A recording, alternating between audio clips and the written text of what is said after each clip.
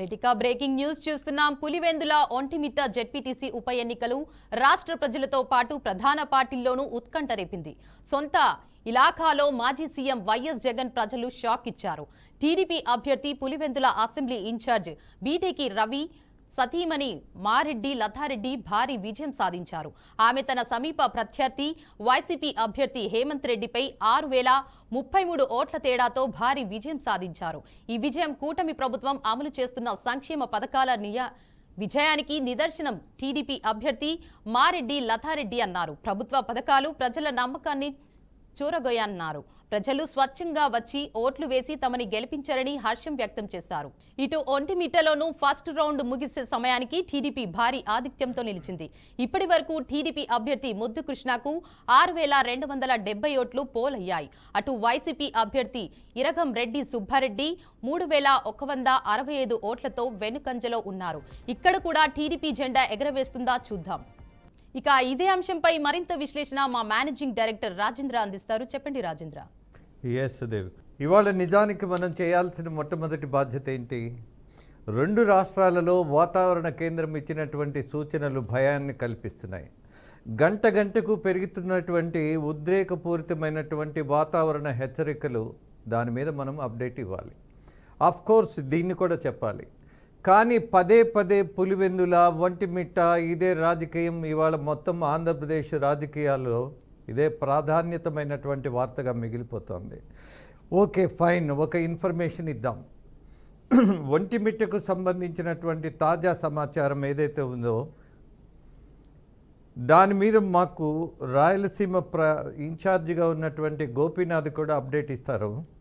Yes Gopinath. ప్రధానంగా అంటే ఈ జెడ్పీటీసీ ఉప ఎన్నికలకు సంబంధించి ఆల్రెడీ ఇవాళ ఉదయం కౌంటింగ్ ప్రారంభమైంది. దాని తర్వాత మనం కాసేపటి క్రితం మనం చూసాం పులివెందులకు సంబంధించి అత్యంత భారీ మెజార్టీతో అక్కడ తెలుగుదేశం పార్టీకి సంబంధించి లతారెడ్డి అంటే 6735 ఓట్లతో గెలవడం జరిగింది. అదేవిధంగా వైసీపీ అభ్యర్థి అంటే 682 ఓట్లతో అంటే డిపాజిట్ కూడా గల్లంత అవ్వడం జరిగింది. అయితే పులివెందుల్లో ఇప్పటికే తెలుగుదేశం పార్టీకి సంబంధించినటువంటి నేతలు కార్యకర్తలు పెద్ద ఎత్తున జిల్లా వ్యాప్తంగా పెద్ద ఎత్తున సంబరాలు జరుపుకుంటున్నారు. అయితే ఇందాక మీరు అన్నట్లు ఇంకా ఒంటిమిట్టకి సంబంధించి కూడా ఈసారి పోలింగ్ శాతం భారీగా పెరిగింది సార్. ఈ భారీగా పెరిగిన కారణంగా ఇప్పటి వరకు అంటే అధికారులు చెబుతున్నటువంటి లెక్కల ప్రకారం దాదాపుగా అంటే మొత్తం ఓట్లన్నీ కూడా 20,681 ఓట్లు నమోదైతే ఇందులో తెలుగుదేశం పార్టీ అభ్యర్థికి సంబంధించి ముద్దు కృష్ణమాకి 6270 ఓట్లు రావడం జరిగింది. ఇప్పటి వరకు అంటే సెకండ్ థర్డ్ రౌండ్కి వెళ్తుంది, కౌంటింగ్ జరుగుతుంది. వైసీపీకి సంబంధించి 3165 ఓట్లు. ఇక్కడ కూడా అంటే ఇంత స్థాయిలో పోటీ నడుస్తుంది. బట్ చూడాలి చివరి వరకు కూడా అంటే దాదాపుగా ఇంకా కూడా 10,000 ఓట్ల వరకు కూడా ఉన్నాయి. కాబట్టి వైసీపీ అభ్యర్థి చాలా గట్టిగా పోటీ ఇస్తున్నాడు ఈ సందర్భంగా. ఎందుకంటే ఒంటిమిట్టకి సంబంధించి చాలా డిఫరెంట్, చాలా ప్రాంతాల్లో వైసీపీ కూడా కాస్త బలంగా ఉంటుంది. అక్కడ పెద్ద ఎత్తున అక్కడ నాయకులు కావచ్చు వీళ్ళందరూ కూడా చాలా గ్రౌండ్ వర్క్ చేశారు. అంటే అధికార పార్టీ ఎన్ని రకాల గ్రౌండ్ వర్క్ చేసినా అందుకు ధీటుగా వైసీపీ కూడా గ్రౌండ్ వర్క్ చేసింది. లోకల్ గా ఉన్నటువంటి నాయకత్వం బలంగా ఉన్న కారణంగా ఈ రకంగా ఫలితాలు కనపడుతున్నాయి. సో మొత్తం మీద రెండు ప్రాంతాల్లో కూడా అంటే ఒంటిమిట్టకి సంబంధించి ప్రస్తుతానికి ఇప్పుడు ఉన్నటువంటి అప్డేట్ ఇది కొనసాగుతుంది. అయితే మరో గంటన్నర లోపల పూర్తి స్థాయిలో కూడా ఫలితాలు అయితే వెలువడే అవకాశం అయితే ఉంటుంది. ఎందుకంటే ఇంకా 50% వరకు ఉంది కాబట్టి చూడాలి మరి ఏ విధంగా జరుగుతుంది అనేది. సో మొత్తం మీద మాత్రం ఈ ఎన్నికలకు సంబంధించి ఇవాళ ఉదయం నుంచి కూడా మీరు అన్నట్టు రాష్ట్ర వ్యాప్తంగా అంటే పులివెందుల అదేవిధంగానే ఒంటిమిట్టలో రెండు ప్రాంతాల్లో బై ఎలక్షన్స్ జెడ్పీటీసీ ఎలక్షన్స్ జరుగుతున్నప్పటికీ కూడా రాష్ట్ర వ్యాప్తంగా కావచ్చు లేదంటే రెండు తెలుగు రాష్ట్రాల్లో కూడా పెద్ద ఎత్తున ఒక చర్చ అనేది నడుస్తోంది. ఎందుకంటే రాష్ట్రంలో జరుగుతున్న అంటే తెలుగుదేశం పార్టీ కావచ్చు వైసీపీ కావచ్చు ఈ రెండు పార్టీల మధ్యన పెద్ద ఎత్తున ఒక ఇష్యూ అనేది నడిచి ఈ ఎలక్షన్లు జరుగుతున్నాయి. కాబట్టి రెండు పార్టీలు ఎంతో ప్రతిష్టాత్మకంగా ఈ ఎన్నికలు నిర్వహించుకున్నాయి. కాబట్టి సో మొత్తం మీద పులివెందులు అనేది తేలిపోయింది, తెలుగుదేశం పార్టీ కైవసం చేసుకుంది. ఒంటిమిట్టలో మాత్రం తీవ్రంగా రెండు పార్టీలకు సంబంధించిన అభ్యర్థుల మధ్యన తీవ్రమైనటువంటి పోటీ అయితే కొనసాగుతుంది. మరో గంటన్నర లోపల పూర్తి స్థాయి ఫలితాలన్నీ వచ్చే అవకాశం అయితే ఉంది. సో ఎటువంటి అవాంఛనీయ ఘటనలు లేకుండా ఎందుకంటే ఇవాళ ఎస్పీ గారు కావచ్చు అదేవిధంగానే ఎన్నికల అధికారులు చెప్పడం జరిగింది రెండు పార్టీలు బలమైన పార్టీలు కాబట్టి ఈ పోలింగ్ అంటే కౌంటింగ్ అయిపోయిన తర్వాత సాయంత్రం తర్వాత నుంచే అల్లర్లు జరిగే అవకాశం అయితే ఉంటుంది. ఆ సందర్భంగా ఎందుకంటే ఆల్రెడీ పులివెందులకు సంబంధించి అంటే డిక్లేర్ చేశారు. తెలుగుదేశం పార్టీ అభ్యర్థి గెలుచుకోవడం జరిగింది. ఇక ఇక్కడ ఒంటిమిట్టకి సంబంధించి ఇక్కడ కూడా సరే ఏదైనా సరే ఎటువంటి అంటే ఫలితాలు ఏ రకంగా వచ్చినా కూడా సరే రెండు పార్టీల మధ్యన, ఎందుకంటే ఇది గ్రామ స్థాయిలో జరిగేటటువంటి ఎన్నికలు కాబట్టి పెద్ద ఎత్తున ఘర్షణలు, గలాట్లు ఇట్లాంటివన్నీ కూడా జరిగే అవకాశం అయితే ఉంటుంది. ఎందుకంటే ఒక పార్టీ సంబరాల్లో ఉంటుంది, మరి ఇంకో పార్టీ నేతలు కాస్త బాధలో ఉంటారు కాబట్టి ఓటమిని జీర్ణించుకోలేక ఏదైనా సరే గలాట్లు జరిగే అవకాశం ఉన్న నేపథ్యంలో అలాంటి ఇష్యూస్ ఏవీ లేకుండా ఇప్పటికే అదనపు బలగాలను ఏర్పాటు చేయడం జరిగింది. సాయంత్రం ఆల్రెడీ 4 గంటల నుంచి కూడా అలాంటి సంబరాలు కొన్ని ప్రాంతాల్లో జరుగుతూ ఉంటాయి. అదే స్థాయిలోనే ఎదురు పార్టీ వాళ్ళు కూడా రకరకాల ఇష్యూస్ చేసుకునే అవకాశం ఉన్న నేపథ్యంలో స్థానిక ప్రజలకి వీళ్ళకి ఎవరికి ఇబ్బందులు లేకుండా ఇలాంటి అంటే లా అండ్ ఆర్డర్ ప్రాబ్లం లేకుండా కూడా పోలీసులు ఇప్పటికే కూడా యాక్షన్ ప్లాన్ చేసుకోవడం జరిగింది. మొత్తం మీద కౌంటింగ్ కేంద్రాల వద్ద మాత్రం 3 అంచెల భద్రత కొనసాగుతుంది. ఎందుకంటే కౌంటింగ్ అయిపోయిన తర్వాత కూడా ఆ బ్యాలెట్ బాక్స్ అన్నింటినీ కూడా మళ్ళా స్ట్రాంగ్ రూమ్స్ తరలించేంత వరకు కూడా భద్రత కొనసాగించాల్సిన అవసరం ఉంటుంది కాబట్టి ఆ రకంగా చర్యలు తీసుకోవడం జరిగింది. సో మొత్తం మీద మరో గంటన్నర లోపల మొత్తం ఒంటిమిట్టకి సంబంధించినటువంటి ఎన్నికల ఫలితాలు కూడా కంప్లీట్ గా రాబోతున్నాయి. ఇక్కడ ఇప్పుడు ప్రస్తుతానికి మాత్రం కాస్త పోటీనే అంటే వైసీపీకి సంబంధించినటువంటి సుబ్బారెడ్డి అంటే ఎక్కువగానే పోటీనే ఇస్తున్నారని మనం చెప్పుకోవచ్చు. ఎందుకంటే వాళ్ళు 6,270 ఓట్లు తెలుగుదేశం పార్టీ అభ్యర్థికి ఇప్పటి వరకు కూడా కొనసాగుతూ ఉంటే ఆ పైన కొనసాగుతూ ఉంటే ఈయన కూడా దాదాపుగా 3,500 ఓట్ల వరకు కూడా రావడం జరిగింది. కాబట్టి ఇంకా పోలైనటువంటి ఓట్లలో 20,000 ఓట్ల వరకు కూడా పోలైనాయి కాబట్టి ఇంకా కూడా 50% ఉంది కాబట్టి ఖచ్చితంగా గట్టి పోటీనే ఇస్తున్నారు. చూడాలి సార్, ఫలితాలు మాత్రం మరో గంట లోపల తెలిసే అవకాశం అయితే ఉంది. ఎస్ మిస్టర్ గోపి, నిజానికి అవినాష్ రెడ్డి ఒక డిమాండ్ ముందు పెట్టాడు, 15 పోలింగ్ సెంటర్స్లో రీపోలింగ్ కావాలని. కానీ ఎన్నికల కమిషన్ అవసరం లేదు, తగిన నిర్ణయం తీసుకున్నాం, 2 పోలింగ్ సెంటర్స్లో మళ్ళీ రీపోలింగ్ ఉంటుంది అని. కానీ ఆ 2 రీపోలింగ్ సెంటర్స్కు వైసీపీ నాయకులు ఓట్లు వేయించేటటువంటి ప్రయత్నం చేశారా, అలాగే బహిష్కరించారా అన్నటువంటిది కూడా చర్చనీయాంశంగా మారింది. What do you say?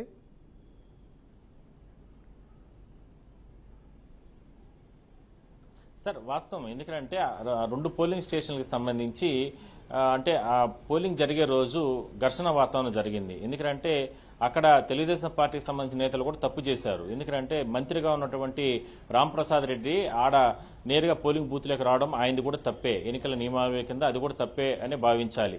అదే స్థాయిలోనే దాని తర్వాత వైసీపీకి సంబంధించినటువంటి కీలకంగా ఉన్నటువంటి నేతలు కూడా అంటే మంత్రి హోదాలో ఉన్నటువంటి వ్యక్తి వాళ్ళే అక్కడికి వచ్చారు కాబట్టి మేము వస్తే తప్పేంటి అంటూ కూడా వాళ్ళు కూడా వచ్చి నానా రభస చేశారు పోలింగ్ కేంద్రంలో, మండపంపల్లి పోలింగ్ కేంద్రంలో. ఆ సందర్భంగా ఘర్షణ వాతావరణం జరిగితే మహిళలు వీళ్ళందరూ కూడా అక్కడి నుంచి కూడా వెళ్ళిపోవడం జరిగింది. వెంటనే ఎన్నికల అధికారులు అక్కడికి చేరుకుని మొత్తం కూడా ఉన్నటువంటి బ్యాలెట్ బాక్సులు ఇవన్నింటిని కూడా తీసుకొని వెళ్ళిపోవడం జరిగింది. ఇదే విషయాన్ని అవినాష్ రెడ్డి కూడా చెప్పడం జరిగింది. అంటే అధికారంలో ఉన్నటువంటి వాళ్ళు సహనం కోల్పోయి ఎట్లా మీరు పోలింగ్ బూతుల్లోకి వెళ్తారు? ఒక మంత్రి స్థాయిలో ఉన్న వ్యక్తులు కావచ్చు, ఎమ్మెల్యే స్థాయిలో ఉన్న వ్యక్తులు కావచ్చు, మీ పరిధి కాకపోయినా కూడా మీరు ఎందుకు పోలింగ్ బూత్లోకి వెళ్లారు? మీరు వెళ్ళిన కారణంగానే మాకు సంబంధించిన నాయకులు కార్యకర్తలు కూడా వచ్చారు. నిజంగానే అక్రమాలు జరిగాయి. ఖచ్చితంగా మేము డిమాండ్ చేస్తున్నాం, 15 ప్రాంతాల్లో ఈ రీపోలింగ్ నిర్వహించాలి. మీకు ఇష్టం వచ్చిన చోట్ల మాత్రమే 2 చోట్ల రీపోలింగ్ నిర్వహిస్తానని చెప్పి మీరు ఎన్నికల అధికారుల ద్వారా చెప్పించి ఆ రకంగా నిర్ణయాలు తీసుకోవడం కరెక్ట్ కాదంటూ కూడా ఆయన వ్యక్తం చేయడం జరిగింది. ఇది చాలా మంది కూడా యాక్సెప్ట్ చేస్తున్నారు. ఖచ్చితంగా ఆయన మాట్లాడిన విధానం కూడా ఒక రకంగా పరిగణలోకి తీసుకోవాలి. దాంట్లో నిజంగా లోటుపాట్లు ఏదైనా సరే ఉంటే వాటిని పరిశీలన చేయాలి, వాళ్ళకు సమయం ఇవ్వాల్సిన అవసరం అయితే ఉంటుంది కాబట్టి ఆ రకంగా నిర్ణయం తీసుకోవాల్సిన అవసరం అయితే ఉంటుంది అనేది కొంతమంది డిమాండ్, కొంతమంది వాళ్ళ అంటే చెప్తున్నారు.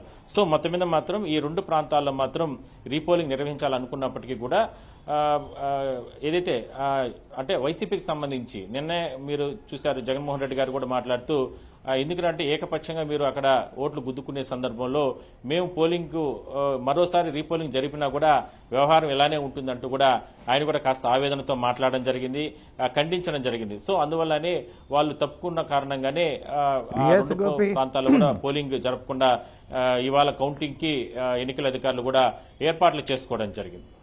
ఎస్ గోపి, మీరు అన్నట్టు ఆవేదనతో మాట్లాడారా లేకపోతే ఆవేశంతో మాట్లాడారా అన్నది ఆయన నాయకుడికి తెలుసు, ఆ పార్టీకి తెలుసు, చూసిన వాళ్ళందరికీ తెలుసు.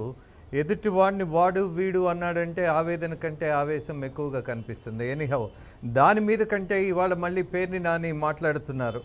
అక్కడ పూర్తిగా ఎన్నికల సంఘం ఒక పార్టీ కార్యకర్తగా పనిచేసింది, అందుకే ఇలాంటి విరుద్ధమైనటువంటి ఫలితాలు వచ్చాయి మా పార్టీకి, లేకపోతే గెలిచే వాళ్ళం అన్నట్టుగా మాట్లాడారు ఆయన. దాంతోపాటు అయ్యన్న పాత్రుడు కూడా మాట్లాడారు. ఆయన స్పీకర్గా ఉండి ఒక సలహా ఇచ్చారు. ఇప్పటికైనా అసెంబ్లీకి వచ్చి మీరు కొన్ని ప్రశ్నలు లేవనెత్తి ప్రజాస్వామ్యంలో ప్రశ్నించటం అనేది హక్కుగా భావించాలి కాబట్టి, దట్టు ప్రజల సమస్యలు అసెంబ్లీలో చర్చించాలి కాబట్టి మీరు రండి అసెంబ్లీకి. అలాగే గత ప్రభుత్వంలో మొత్తం 5 సంవత్సరాల్లో 75 రోజులు మాత్రమే అసెంబ్లీ కార్యక్రమాలు నడిచాయి అన్నది ఆయన ఒక వివరణిస్తూ, ఇప్పటికే కూటమి ప్రభుత్వం వచ్చిన తర్వాత అసెంబ్లీ 31 రోజులు నడిపాము, చర్చలు చేశాం, మీరు రండి ఇప్పటికైనా అని. సో ఒక నాయకుడేమో ఎన్నికలకు సంబంధించి, మరొక అసెంబ్లీ స్పీకర్ ఏమో రాబోయే రోజుల్లో రాజకీయం ఎలా ఉండాలి ఇప్పటికైనా ప్రయత్నించండి అని. మొత్తం మీద దీన్ని ఎలా తీసుకుందాం గోపి, వాట్ యు సే?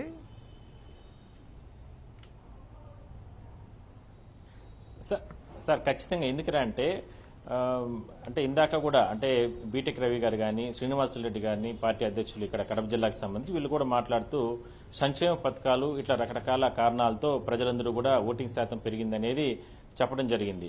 అదే అవినాష్ రెడ్డి గారు వీళ్ళందరూ మాట్లాడుతూ మీరు దగ్గరుండి ఎన్నికల అధికారులని ప్రలోభాలకు గురి చేసి రకరకాలుగా అంటే ఈ కార్యక్రమాలు నిర్వహించుకున్నారు కాబట్టి దొంగ ఓట్లన్నీ కూడా పెద్ద ఎత్తున రిగ్గింగ్ జరిగిందనేది వాళ్ళ అభిప్రాయం చెప్పడం జరిగింది. కానీ కొంతమంది స్థానికులు కానీ కొంతమంది కార్యకర్తలు వాళ్ళు కూడా అంటే ఆల్రెడీ ఎన్నికైనటువంటి వైసీపీకి సంబంధించిన ఎమ్మెల్యేలు ప్రధానంగా తప్పు పడతా అనేది ఒకటే, అంటే ప్రజల్లో ఉండేది కూడా అదే. ఎందుకంటే అసెంబ్లీకి వెళ్లకుండా మీరు బయట ప్రాంతంలోనే తిరుగుతూ ఇలాంటి రాజకీయాలు చేయడం కరెక్ట్ కాదనే అభిప్రాయాన్ని వాళ్ళు వ్యక్తం చేయడం జరిగింది. అదేవిధంగానే ఒకవేళ జడ్పీటీసీ ఎన్నికల్లో కూడా గెలిస్తే మీరు ప్రజల్లోకి రారు, లేదంటే ఎక్కడో ప్రాంతంలో తిరుగుతూ ఉంటారు, ఇక్కడ స్థానిక ప్రజలకి అంటే ఉన్నటువంటి సౌకర్యాలు లేదంటే ఇక్కడ ఉన్నటువంటి డెవలప్మెంట్కి సంబంధించి కావచ్చు, లేదంటే సంక్షేమ పథకాలు ఇవన్నీ కూడా ఎట్లా వస్తాయి అనేటటువంటి ఆలోచనతోనే బహుశా ఈ రకంగా నిర్ణయం తీసుకోండొచ్చు. అయినప్పటికీ కూడా ఏదైతే మిగిలినటువంటి పార్టీకి సంబంధించినటువంటి నేతలు కూడా ఇదే విషయాన్ని చెప్పడం జరిగింది కొన్ని ప్రాంతాల్లో. ఎందుకంటే మనం చూస్తే ఈ ఫలితాలకు సంబంధించి కూడా పెద్ద ఎత్తున ఒక చర్చ అనేది నడుస్తుంది. పులివెందులో ఇప్పటికే మరో ప్రశ్న ఒంటిమిట్టలో కూడా మరి కాసేపట్లో మరొక సమాచారం ఇవ్వండి. ఇవాళ 2 ఉప ఎన్నికలలో జరిగినటువంటి సరళ మీద తీవ్రమైనటువంటి అభ్యంతరం తెలియజేస్తున్నటువంటి వైసీపీ నాయకులకి కోర్టుకు వెళ్ళేటటువంటి ఒక అవకాశం ఉంది. అలాంటి ప్రయత్నం జరుగుతున్నట్టుగా ఏమైనా సమాచారం ఉందా?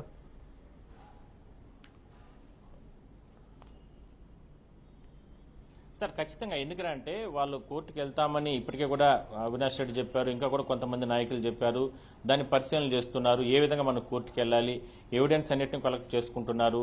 అంటే అధికార పార్టీ నిజంగానే తప్పులు చేసింది అని వాళ్ళ అభిప్రాయం చెప్తున్నారు కాబట్టి దానికి సంబంధించినటువంటి అంటే ఎక్కడెక్కడ ఏ పోలింగ్ బూత్లలో ఇట్లా ఒంటిమిట్ట కావచ్చు, అదేవిధంగానే పులివెందుల్లో కావచ్చు ఇంత వేరియేషన్ ఎందుకు వచ్చింది, పులివెందుల్లో ఎందుకు ఉదాహరణకి దాదాపుగా 6,732 ఓట్ల మెజార్టీ అంటే 5,000 చిల్లర దాదాపు 5,000కు పైగా కూడా మెజార్టీ వచ్చింది. ఇంత వేరియేషన్ ఎందుకు వచ్చింది అంటే ఇక్కడ ప్రజలు నిజంగానే రాకుండా చేశారు, వీళ్ళే లోపల రిగ్గింగ్ చేసుకున్నారు అనే అనుమానాలు వాళ్ళు ఉన్నాయి కాబట్టి వాటన్నిటిని కూడా పరిశీలన చేయండి అనే ఆలోచన అందువల్ల కోర్టుకు వెళ్లే అవకాశం అయితే ఉంటుంది. అదేవిధంగా ఒంటిమిట్టలో కూడా పలు ప్రాంతాల్లో ఆ రకంగా కొన్ని చోటు చేసుకున్నాయి కాబట్టి వాటన్నిటిని కూడా ఎవిడెన్స్ కలెక్ట్ చేసుకుని కోర్టుకు వెళ్లే అవకాశం అయితే ఉంటుంది. కోర్టుకు వెళ్ళిన తర్వాత ఎందుకంటే ఆల్రెడీ ఎన్నికల అధికారులు చెప్తున్నారు ఎక్కడా కూడా ఎటువంటి ఇష్యూస్ జరగలేదు, సీసీ కెమెరాలు ఏర్పాటు చేశాం, వెబ్ కాస్టింగ్ ఎప్పటికప్పుడు లైవ్ టెలికాస్ట్ జరుగుతూ ఉంటుంది కాబట్టి ఎక్కడా కూడా ఇష్యూస్ జరగలేదు, కేవలం 2-3 చోట్ల జరిగాయి కాబట్టి వాటన్నిటిని కూడా మేము రెక్టిఫై చేస్తామని చెప్తున్నారు,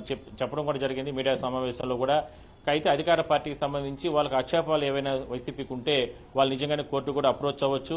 ఖచ్చితంగా సంక్షేమం లేదంటే అభివృద్ధి వైపే చూసి లేదంటే ఎమ్మెల్యేలు అంటే గెలిచినటువంటి వైసీపీ ఎమ్మెల్యేలు అసెంబ్లీకి రావడం లేదు కాబట్టి లోకల్గా ఇక్కడ జడ్పీటీసీ ఎన్నికల సందర్భంగా కూడా ఒకవేళ గెలిస్తే వీళ్ళు ప్రజల్లో ఉండరన్న ఉద్దేశంతోనే మాకు ఓట్లేశారంటూ కూడా తెలుగుదేశం నాయకులు చెప్పుకుంటున్నారు. ఇందాక కాసేపు క్రితం కూడా బీటెక్ రవి గారు మాట్లాడడం జరిగింది. ఎందుకంటే వాళ్ళ సతీమణి లతారెడ్డి గారు పులివెందు గెలిచారు కాబట్టి భారీ మెజార్టీతో, ఇంత భారీ మెజార్టీ మీకు మాత్రం ఎట్లా వచ్చింది అంటే ఈ కారణాలన్నీ కూడా ఆయన చెప్పడం జరిగింది. సో మొత్తం మీద ఇష్యూ అనేది పెద్ద ఎత్తున నడుస్తుంది కాబట్టి ఖచ్చితంగా వాళ్ళు కోర్టుకు వెళ్లే అవకాశం కూడా ఎక్కువగానే ఉన్నాయి. ఎస్ గోపి, మీరు గ్రౌండ్ రిపోర్ట్ చేశారు, ఇప్పటికి కూడా అక్కడ ఉన్నటువంటి సమాచారాన్ని యథాతథంగా అందిస్తున్నారు. When you observed all the cameras, CC cameras ఉన్నాయి, డ్రోన్ కెమెరాస్ ఉన్నాయి, 100,000 మంది పోలీసులు పహరా కాశారు, అలాగే ఎన్నికల సరళి కూడా మీరు దగ్గరగుండి చూశారు. ఇన్ని సాక్ష్యాధారాలతోటి ఇంత టెక్నికల్గా ఒక కమాండ్ కంట్రోల్లో కూర్చొని మొత్తం పర్యవేక్షించినటువంటి దశలో ఓటర్లు కాని వాళ్ళు బూతులోకి వెళ్ళి ఓటేసేటటువంటి ప్రయత్నం జరిగిందని భావించే అవకాశం ఉందా?